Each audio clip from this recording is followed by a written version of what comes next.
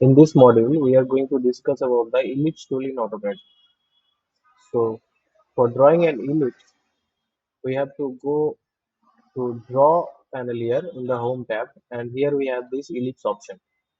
If I click in this drop down arrow, then we have three options for creating an ellipse. First is center, second is axis end, and third is elliptical arc.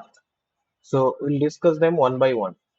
First, this center tool we'll discuss. Now, first, let us understand that for creating an ellipse, we need two axes. So one is this major axis and another is this minor axis that you can see here. Now I'll go to this ellipse option here, click on this drop down arrow and click on this center option. Now after clicking on the center option, you can see in this command line window, it is asking us to specify the center of the ellipse. So I'll specify the center of the ellipse at this point by clicking here, and then we have to specify the endpoint of one axis. So I'll click at the endpoint of this major axis, and then we have to specify the distance to other axis, and that we can specify by clicking at end of another axis. So I'll just click here at this point, and we can see an ellipse is created like this. Now I'll delete this ellipse, and next we are going to discuss about this axis end option.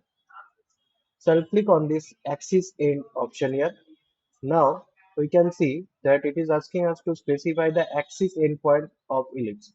So I'll specify the major axis endpoint by clicking here, and then specify the other endpoint of the same axis. So I'll click on the other endpoint of our major axis and then specify the distance to other axis. So I'll specify the distance to other axis by clicking here at the endpoint of our minor axis, and we have an ellipse here. Now I'll delete this ellipse and we'll discuss about this third option that we have, that is elliptical arc. So an elliptical arc is a segment of an ellipse. So I'll click on this elliptical arc, and then we have to follow the same procedure for creating an ellipse. We have to specify the axis endpoint.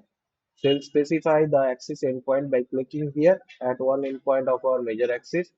Then the other endpoint we have to specify of the same axis. We will click here, and then we have to specify the distance to other axis. So I'll click here to specify the distance to other axis. Next, we have to specify the start angle. So we can specify the start angle by providing a value here or by clicking anywhere. So I'll just click here to specify the start angle. So our start angle will be 0, and then we have to specify the end angle. So you can see as I am moving my